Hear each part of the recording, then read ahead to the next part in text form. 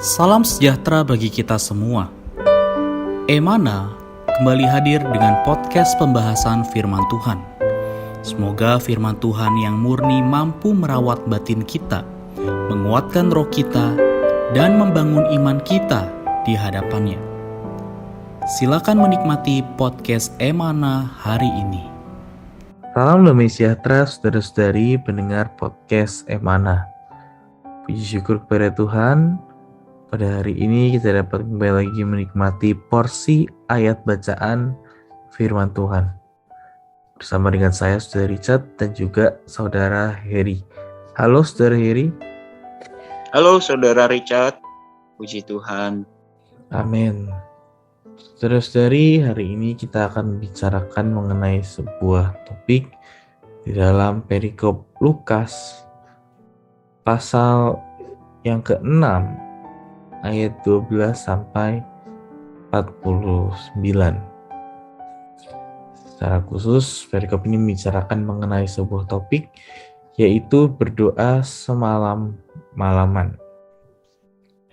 Topik ini biasanya dari sebuah ayat dalam Lukas pasal 6 ayat 12 sampai 13. Pada waktu itu pergilah Yesus ke bukit untuk berdoa semalam-malaman. Ia berdoa kepada Allah. Ketika hari siang, ia memanggil murid-muridnya kepadanya, lalu memilih dari antara mereka 12 orang yang disebutnya rasul. Di sini ada sebuah kutipan. Tuhan sendiri pergi ke bukit untuk berdoa dan semalam-malaman ia berdoa kepada Allah. Keesokan harinya, ia menetapkan ke-12 rasul untuk mengunjungi dan merawat orang-orang yang diganggu oleh roh jahat dan menyembuhkan mereka.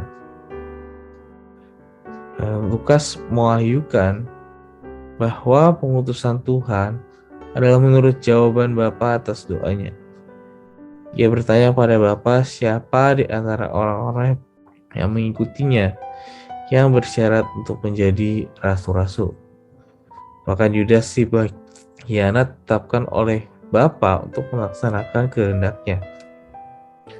Tuhan pergi ke atas gunung untuk yang mutlak terpisah dari masyarakat untuk berhubungan dengan Bapanya dalam doa, dan ia berdoa semalam-malaman. Keesokan harinya ia menetapkan ke-12 rasul. Karena itu penunjukannya terhadap ke-12 rasul pasti menurut jawaban, keputusan, perintah Bapa. Di sini kita melihat satu prinsip rohani yang kita pelajari dari Tuhan. Jangan melakukan apapun tanpa terlebih dahulu berdoa. Bagaimana pandangan Saudara Heri terhadap kutipan ini? Amin. Terima kasih Saudara Richard. Ya, puji Tuhan, porsi pembacaan hari ini sebenarnya mengingatkan kita sebagai orang Kristen bahwa Bapa adalah sumber di atas segala sesuatu.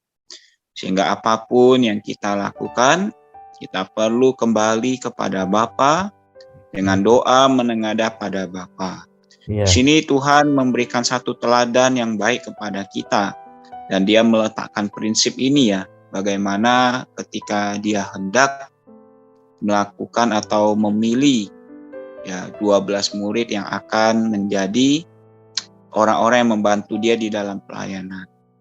Tuhan tidak menurut kehendak Dia sendiri ya, tapi Dia benar-benar mutlak orang yang menurut kehendak Bapa. Sangat menarik ya. Kalau Tuhan menurut kehendak Dia sendiri, Dia tentu tahu kondisi Yudas, ya kan? Dia tahu bahwa Yudas adalah orang yang akan mengkhianati Dia. Tapi karena Dia tahu dan Dia adalah orang yang menurut kehendak Bapa, maka Yudas pun tetap Dia pilih. Artinya apapun yang dilakukan kita sebagai anak-anak Allah, kita perlu datang pada Bapa melalui doa, bersandar kepada Bapa di dalam doa, dan menuruti apa yang Bapa perintahkan di dalam doa tersebut. Amin. Puji Tuhan. Amin. Ya, puji Tuhan, saudara-saudari, hari ini kita perlu sama-sama melihat bahwa kita perlu berdoa. Ya, kita perlu berdoa sehingga apa yang kita lakukan, apa yang kita jalankan, semuanya itu berasal daripada Bapa, ya, dan menurut kehendak Tuhan. Kemudian dalam kutipan berikutnya dikatakan, misalnya jika kita melihat bahwa saudara tertentu sakit, apa yang harus kita lakukan? Namun kita tergesa-gesa untuk mengunjungi saudara tersebut dan melakukan banyak hal baginya. Di sini kita harus belajar dari Tuhan Yesus. Kita seharusnya terlebih dahulu membawa saudara itu ke hadapan Tuhan. Tuhan, saudaraku sakit parah. Apa yang akan engkau lakukan, Tuhan? Apakah engkau ingin aku pergi untuk merawat dia? Jika demikian, aku akan menerima beban untuk merawatnya. Saudara-saudari, entah dalam perkara besar maupun kecil, sebelum kita melakukannya, kita perlu berdoa terlebih dahulu. Inilah teladan yang kita peroleh dari Tuhan ketika Ia hendak memilih ke-12 rasulnya. Bagaimana pandangan saudara Heri terhadap kutipan ini? Amin. Ya, ini sebagai orang Kristen memang terkadang dalam berbagai perkara kita sering banyak reaksi, Ya. cepat reaksinya. Tapi sebenarnya perlu ada satu ketenangan terlebih dahulu ya di dalam doa. Nah, saya jadi teringat ketika di dalam kitab Injil Yohanes ya, Lazarus itu kan sakit dan hampir mati, ya kan, dan memang setelah itu mati.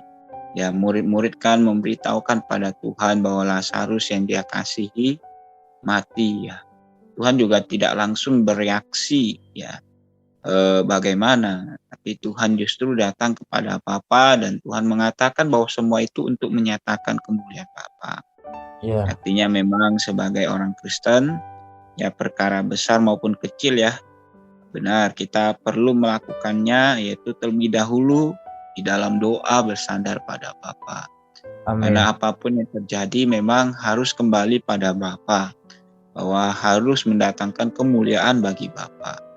Jadi Tuhan telah memberikan teladan yang baik, bersandar pada Bapa adalah jalan yang tepat bagi kita sebagai orang Kristen. Puji Tuhan. Amin. Puji Tuhan. Saudara-saudari, hari ini kita bersama-sama belajar entah dalam perkara besar ataupun kecil, sebelum kita melakukannya kita perlu berdoa terlebih dahulu. Ya, sehingga dengan apa yang kita lakukan adalah sesuai dengan kehendak Bapa. Baik, sebagai kesimpulan, saudara Heri dapat memimpin kita di dalam doa. Amin. Mari kita satu di dalam doa. Ya. Terima kasih padamu Tuhan untuk firman-Mu. Amin. Tuhan atas teladan-Mu, bagaimana di dalam doa Dikau bersandar pada Bapa. Tuhan, kami pun mau demikian, tidak menjadi orang yang cepat bereaksi, tapi mau belajar dalam doa, bertanya dan bersandar pada Tuhan. Dan kami percaya Tuhan, di dalam doalah kami mendapatkan ketenangan yang menjadi kekuatan bagi kami. Berkati kami Tuhan, kami persembahkan hidup kami padamu. Tuhan, kami cinta padamu. Amin. Puji Tuhan. Terima kasih saudara Heri atas sharingnya hari ini. Tuhan Yesus memberkati. Amin. Tuhan memberkati. Amin. Puji Tuhan. Sekian pembahasan firman porsi hari ini. Sampai jumpa di podcast berikutnya. Jangan lupa untuk download aplikasi Emana pada handphone Anda untuk manfaat yang lebih banyak. Tuhan Yesus memberkati.